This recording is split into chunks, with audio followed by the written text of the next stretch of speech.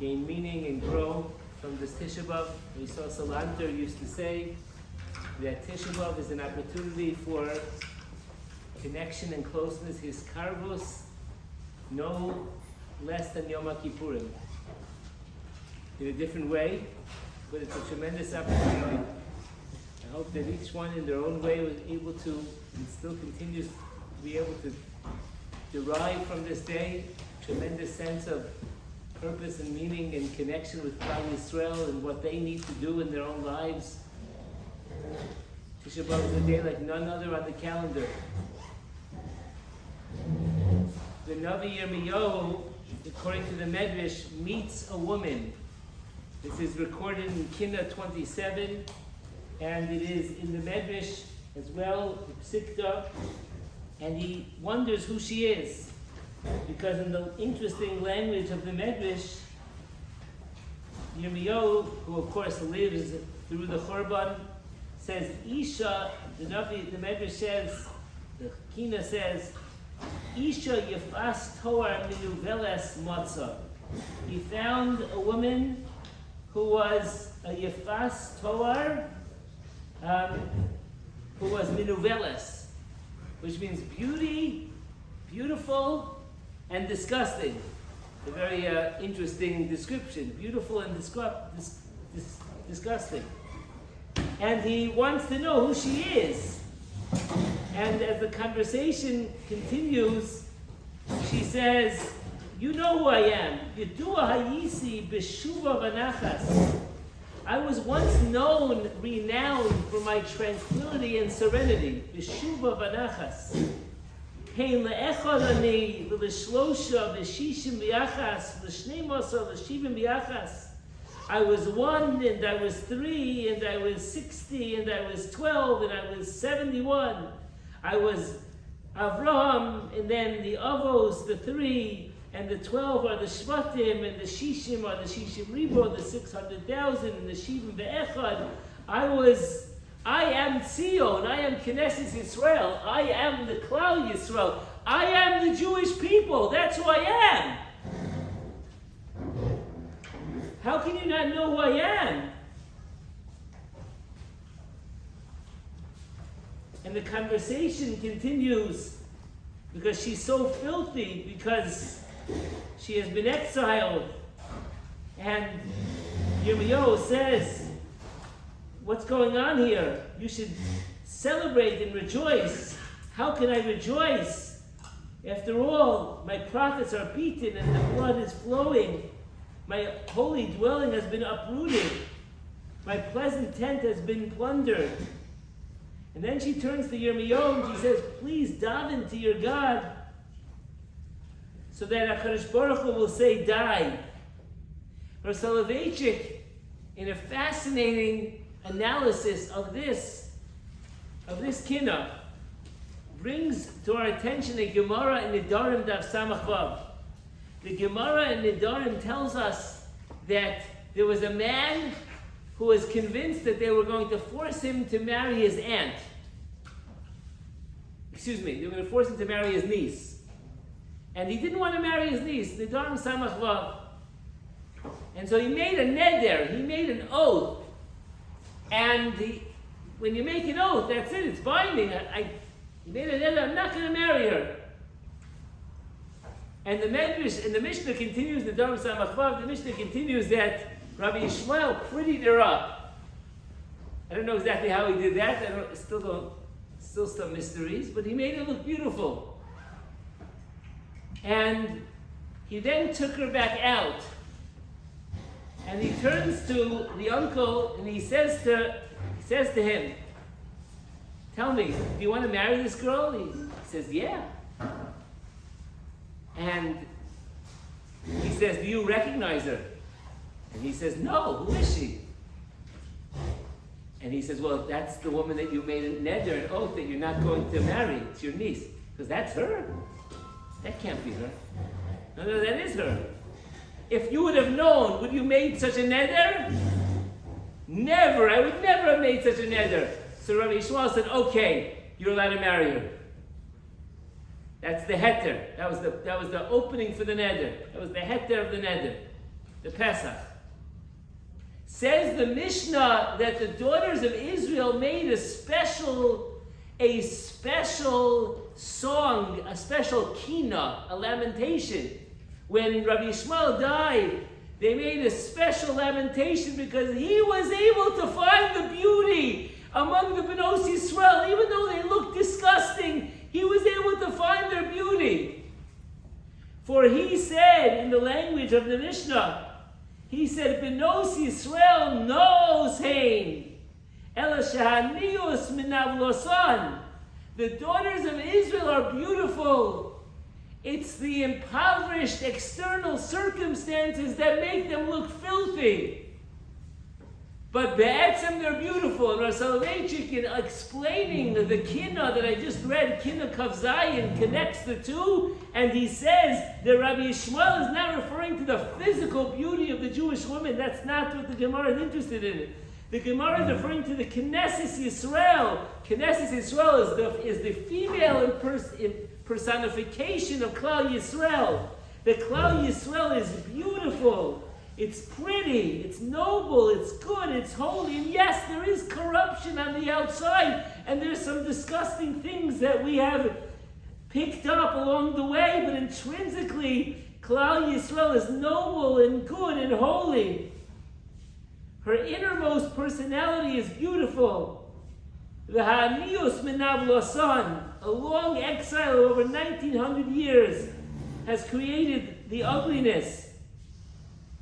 Rav Soloveitchik says this has to be the attitude that we adopt when we try to understand Jews that seem distant. He tells the story of an old Jew in America who came from Lita with 16 cents in his pocket, came to Ellis Island, was in a sweatshop, and he made a few dollars a week. And okay, Friday came, he walks out, walks into the room with the owner, says, "Good day, I'll see you Monday morning." And the manager looked at him and, "Monday, why not tomorrow's?" Tomorrow's Shabbos. You come Monday, you won't have a job. So he got another job. Once again, the whole week was good. But again came Shabbos, he lost his job and finally began to starve. A policeman found him on a bench in Central Park. After trying 4 times, he finally told him he was ready to violate the Shabbos. And he became a Mechal Shabbos. And as soon as he was able to, he got out of this business, and he became a strict Shomer Shabbos. And sometimes that's the story, and sometimes we know that's not the story. Benos Yisrael na'os hein, ela sheha'anios minav lasan. As I'm talking to you, I'm thinking in my mind's eye of a student of mine that I had from going back 30 years ago, who was on fire, and he went to Eretz Yisrael, and he went to yeshiva, not 1 year, not 2 years, but 3 years, which was an unbelievable chiddush at that time. And he then went on to another yeshiva, and the shidduch was made, and I had the schus of being at the wedding. And then at some point in time, meddling in-laws, and the whole thing began to implode. And he had a child, and the marriage broke up, and he didn't want to give her a get, and he was forced to give her a get. He hadn't seen his daughter in about 18 years or so. And now he just recently found out that he's married to a non-Jewish woman, has a few children. I've tried for years to be in touch with him. Years. Every year, at least once or twice a year. No response. But who knows? Who knows? Will there be no response forever? Who understands the circumstances that caused him to walk away? Benos Yisrael na'os hein, ela sha'anius minav losan. Who knows and understands the inner workings and the stresses and the pressures? The Golus, Rabbi Alexandri teaches us in Brachas Daf Yud Zayin, the Golus can cause us to do all these different difficult things. But we never give up on a Jew. Kadosh Baruch Hu never gives up on us. Lo hibit oven b'Yakov v'lo ra'a amal b'Yisrael. Lo hibit oven b'Yakov. HaKadosh Baruch Hu never sees deep-rooted iniquity within Klal Yisrael. On the outside, it's one thing. Kila chamaso, terrible and unbelievable pain. But it's on Eitzim and Avanim. The body of Klal Yisrael is immutable. Yisrael oraisa kutchabrichu chadhu. I shared with you that in the morning it's not a time for nechama, it's a time of misha mesa muta lefanav. But now we just said nachem. As Rav Soloveitchik says we already are thinking in those ways. And as was pointed out earlier today, the Gimel de Puranusa leads into the Zayin de Nechemta, the 7 Haftorahs of Nechama that are coming up. And even in the words of Yirmiyahu itself, even in the words of Yirmiyahu, which is mostly difficult, there are prakim laced with Nechama, laced with comfort. Habein Yakir li Ephraim. Yesh tikva lach Yesh schar lepulasech. V'shavu banim legulam. So we need to think in terms of the nechama. The word nechama, which means comfort, is also connected to the word regret or reconsider. As my friend suggested many years ago, there can be no nechama without nechama. There can be no consolation without reconsideration. We need to look at all the challenges that HaKadosh Baruch Hu has given our way, has thrown in our path, and we need to see them for what they are, the capacity to find within them beauty. The Bluzer Rebbe, I shared with you a story this morning. I want to share with you 2 more stories about the Rebbe. One, the Rebbe had famously, this is written up, Yafa Eliach, famously the Rebbe had managed to make a Chanukah in Bergen-Belsen. And at the Chanukah, the Ma'ariv Minyan, many Jews came together. A non-believing former Polish Bundes leader by the name of Zamietkowski asked the Rebbe, I don't understand how you could bring yourself to recite Shechianu. What is Shechianu? Lazman hazeh? Is this the moment that we've been waiting for? Lazman hazeh in Bergen-Belsen?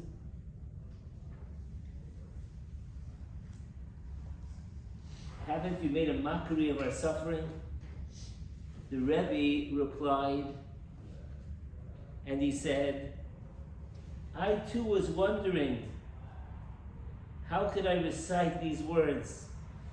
But when I looked around and I saw this huge assemblage of Jews that had gathered to participate in this mitzvah, despite the terrible suffering, they insisted on remaining Jews, even at the risk of their lives. Have you ever seen in your life such courage and faith? For that alone, we thank the Creator. For life, to witness the greatness of our people. No, we Jews do not give up. We are proud that we have lived to see thousands of Jews who have not given up, who will never give up, and who are living proof that we will one day rebuild anew. Years later, on a visit to Poland, an acquaintance of the Rebbe, Rabbi Nehemiah Frankel, met this Bundes leader, who told him to tell Rabbi Spira that he saved my life. He will understand. In the Gehenim of Bergen-Belsen, the Rebbe was able to see the beauty of the Klal Yisrael. Ha'anios min avlasan benos Yisrael na'os heim. And one final Maisa, the Rebbe lost his wife, children, grandchildren, and he had the opportunity. He had a South American passport for himself and the child. When the news of the passport became known, 40 parents brought their children to the Rebbe begging that he save them, because one more child can be saved. The Rebbe couldn't choose one child over the other, but he asked the Judenrat to make the decision. 2 days later, a father and son appeared at the Rebbe's door. Son's name was Shabsi. The father kissed his son, and he turned to the Rebbe and he said, "From this moment and on, this man is your father." You could imagine that moment. 6-year-old boy. The Rebbe thought about that moment a lot. A Nazi, at some point, Yimach Shemo, came over to the boy, crouched down with a big smile, and he gave him a candy, and he said, "Tell me, who's this man?" And the 6-year-old boy turned to the Nazi and he smiled and he said, "He's my father." And together in Bergen-Belsen, they survived. And eventually, indeed, the father survived, but only for a short time, and he saw his son for one moment, for a moment or two, a meeting or two, and then he passed away. The son eventually moved to England, and the Rebbe maintained contact with him. And the son, Shabsi, who used to call the Rebbe at that point Rebbe Father, he announced to the Rebbe that his wife was expecting, and then there was a pause. And that long distance line from England to his Beis Medrash in Borough Park. And he understood, the Rebbe understood what that pause was about. And the Rebbe said, "If you have a son, I will make my great efforts to come to be at the bris." V'kach hava, and so it was. He had a son. And the Rebbe came to England, and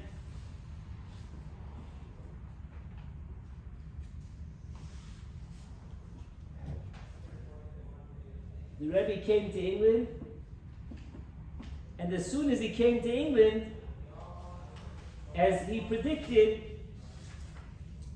he was asked to stay, to make a tish, to make a matzav. The Rebbe flew together with his 2 children to England. You understand, they weren't his children. They were his wife's children. And the Rebbe described, when he was asked to stay for a few more days, he said, "I came here for one purpose. I came here for one purpose. 40 years after it happened, the kiss of a father to a son is clearer and burns more brightly than even on that day itself. I came on this day in England, flanked by my 2 sons who weren't his sons, to go to a bris of a grandson who wasn't his grandson. I came just to bask in the nachas of what I had gained, even after all that I had lost." And the Rebbe said, Chazal tell us that he who raises an orphan is considered as if they have given birth to him. Raising one's own child is natural. The spiritual satisfaction of raising an orphan is especially great. I want to retain this satisfaction without it being diluted with anything else. And the Rebbe related that as he walked to the bris that morning, flanked by his 3 sons, he experienced the height of spiritual pleasure. And that kiss of a father to a son, and he becoming the new father, for the Rebbe, that was the symbol of all that he had gained and all that he had lost. The capacity to redeem the ugly moments of life and to elevate into great, great heights the challenges of life. This is what Tisha B'Av has brought out in Klal Yisrael. And these last 1900 plus years, where we have gone through such suffering, is so laced with heroism, is so laced with the capacity to be able to feel the pain of another. Think for a moment about all the different Jewish organizations that exist in this city and in any other city, whether we're talking about a Hatzalah or a Bikur Cholim or a Teres Abigail or Relief or an Achi Ezer or the myriad organizations that I'm leaving out, or Achnos Askala. Think about the beauty of what a Jew does in Galus to reach out. B'nos Yisrael na'osein ela sha'anius min avlosan. Think about the challenges of life and how we have had the capacity to redeem them. And then you'll understand the depth of lo hibit oven b'Yakov v'lo ra'a amal b'Yisrael. May it be Hashem's will that we use the tools that we might have gained over Tisha B'Av of empathy, the tools of thinking about another Jew and thinking about what it means to be begeula, what it means to have margoa, what it means to have an inner serenity, what it means to build up the pnimi, to feel the pride of what it means to be a yid. May it be Hashem's will that these tools should usher us to the Binyan Sion, to a luster-filled year of Geula Shlema, to a place of unbelievable elevation, that the Shiva de Nechemta should, Be'ezus Hashem, should result in us being escorted by Eliyahu HaNavi to Yerushalayim Irakodesh. Be'ezus Hashem Yisbarach, Tzion b'mishpat tipadeh v'shaveh b'tztaka b'mheira b'yameinu. Amen. Amen.